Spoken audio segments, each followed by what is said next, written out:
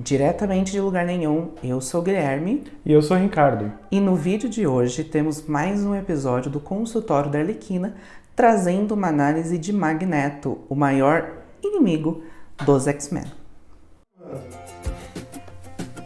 Não é verdade? É verdade. Vamos lá.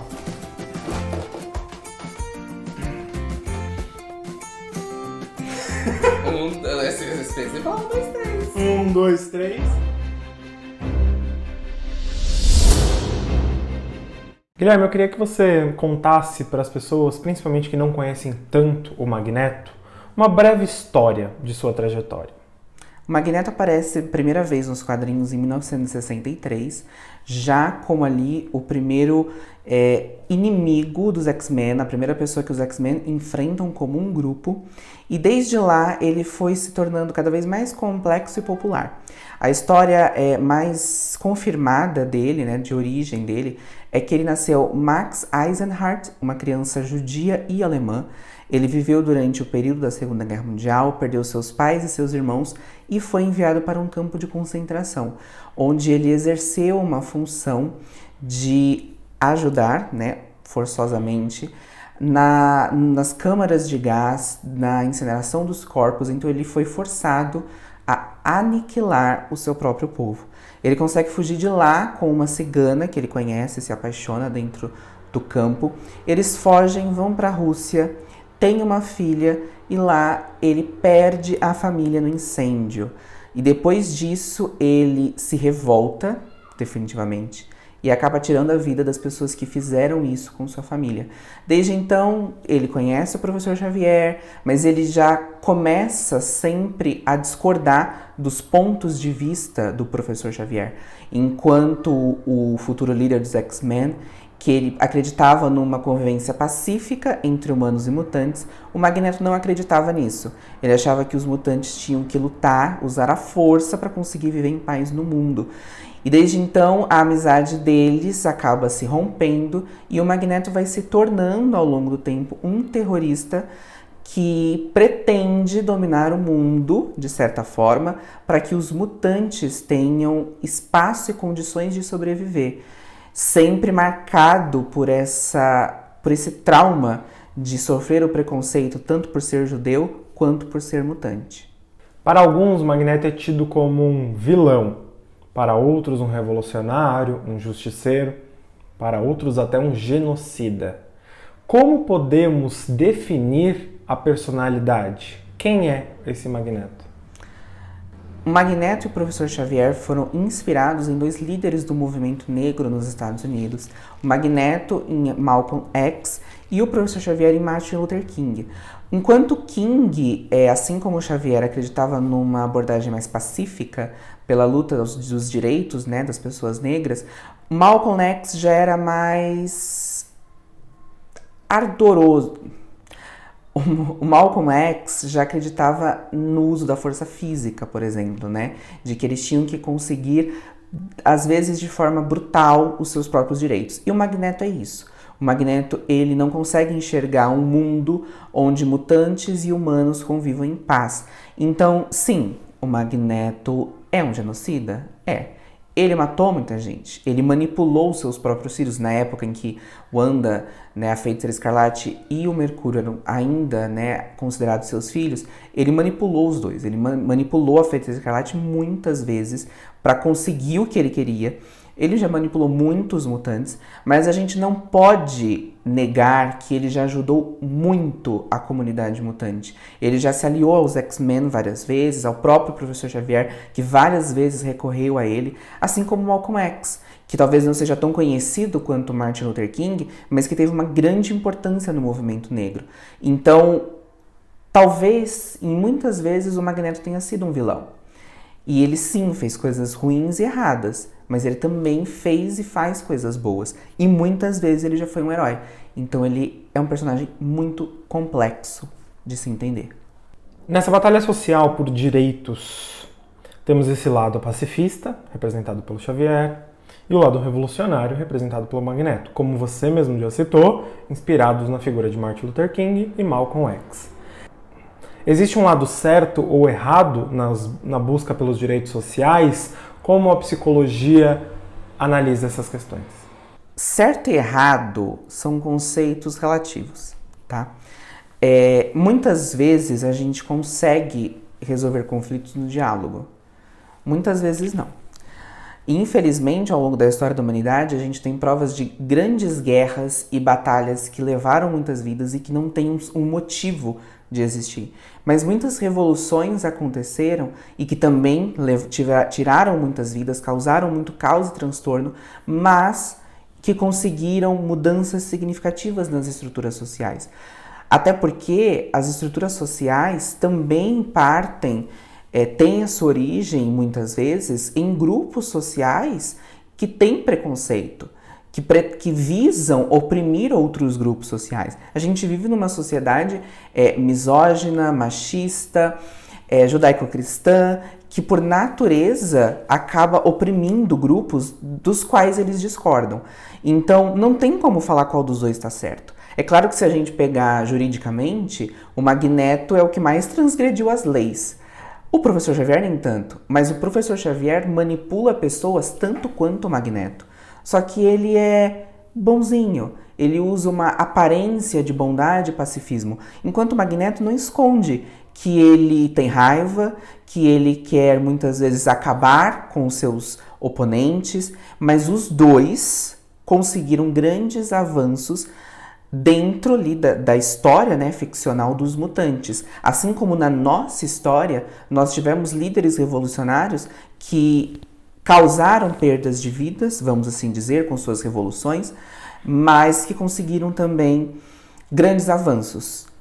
Nós temos Revolução Francesa, nós temos revoluções comunistas que, por mais que fazem vidas se perderem e causam caos, também causam mudanças de liberdade e de visibilidade para outros grupos sociais que são oprimidos.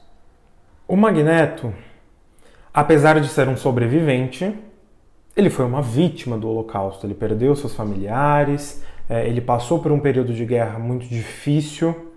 Se não bastasse esse contexto histórico, na sua vida mutante, ele também sofreu essa opressão e essa discriminação por ser diferente, assim como um judeu, um mutante.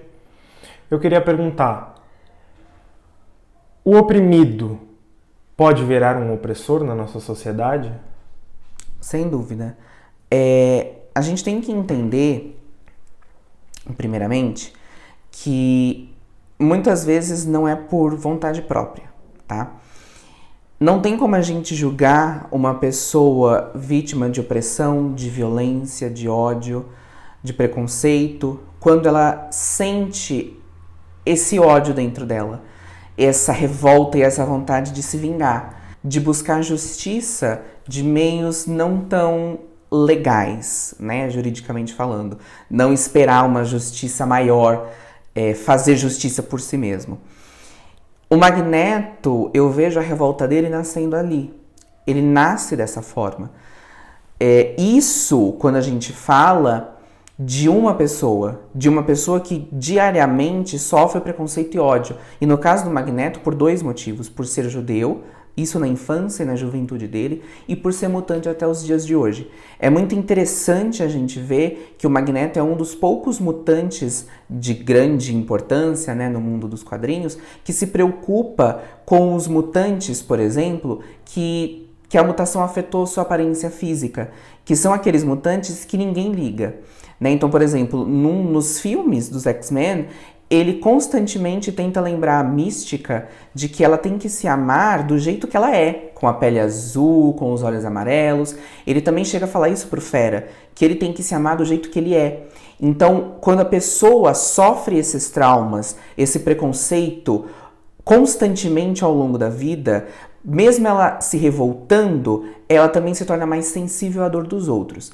Mas também há situações onde o oprimido vira opressor quando ele busca poder pelo poder. Uma vingança no sentido de que eu quero me tornar o opressor. E a gente pode ver isso, por exemplo, no caso da Igreja Católica.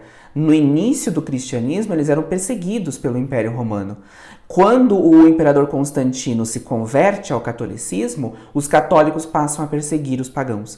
Eles se tornam os perseguidores. E aí não por revolta, mas por comodidade política. Eles queriam ter poder. Então, eles se tornam aquilo que eles eram. Eles passam a fazer vítimas, porque eles queriam poder. Magneto perdeu ao longo da sua vida vários familiares. Existe um certo instinto paternal que faz ele hoje querer proteger os mutantes, atualmente a sua família, dos humanos? É possível sim. Pessoas que sofrem traumas, e quando esses traumas estão ligados a perdas, porque o Magneto passou por vários traumas, não só relativo a ele, mas relativo às pessoas que ele amava, é comum, mesmo que inconscientemente, sem vontade, né, própria objetiva, eles acabam buscando essas pessoas. Então, o Magneto perdeu os pais, perdeu os irmãos, perdeu a esposa, perdeu a filha. É natural que mesmo sem ele entender, ele queira não diretamente se tornar um pai, um filho, um irmão, mas querer fazer com que as pessoas iguais a ele não passem pelos traumas que ele passou. Que ninguém mais precise perder os pais, os irmãos, os cônjuges, os filhos. Que ninguém precise sofrer pelo que ele sofreu.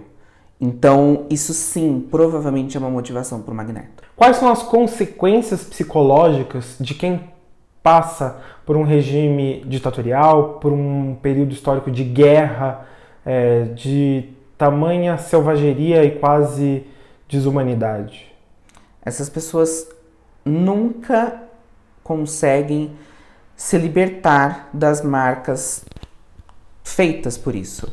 Essas pessoas sempre vão ter medo, essas pessoas sempre vão ter insegurança, elas podem ter medo de constituir família, elas podem ter medo de ter uma vida social, como a maioria das outras pessoas, e muitas vezes essa revolta que pode surgir dentro delas, porque é comum tanto uma personalidade, né, uma pessoa assumir mais um lado depressivo, nisso de não ter família, de não ter uma vida social, mas também o lado da revolta. E nesse lado da revolta, é muito comum, infelizmente, essas pessoas acabarem repetindo os erros que os seus opressores causaram. Isso é o que o Magneto faz às vezes. Lembrando que isso muitas vezes não é consciente. Às vezes eles replicam esses comportamentos e essa opressão sem consciência, sem querer fazer de verdade, mas apenas porque é o que eles viveram e é o que eles aprenderam por muito tempo. Você quer completar mais alguma coisa? No filme X-Men Fênix Negra, tem uma conversa entre a Jean Grey e a alienígena que está atrás do poder da Fênix, que está nela, onde a alienígena fala para ela que aquilo e aqueles que as pessoas não entendem, as pessoas temem, e aquilo que elas temem, elas querem destruir. E eu acho que muitos de nós que vivem como minorias, como grupos excluídos, grupos que sofrem preconceito e ódio, se identificam com isso. É muito fácil a gente perder a esperança e a gente acreditar que ou a gente deve acabar ou eles devem acabar. Então, antes da gente julgar um personagem como o Magneto, a gente tem que tentar entender o que essas pessoas passam e também entender se a gente não sente isso, porque isso é humano. E às vezes só é difícil de seguir em frente. Então, se você gostou desse vídeo, já deixa o like, comenta aqui embaixo suas opiniões, tá bom? E se inscreve no canal, que a gente vai trazer cada vez mais vídeos assim no Consultório da Arlequina e de outros quadros também, tá bom? Então, até o próximo vídeo. Diretamente de lugar nenhum. Até o próximo.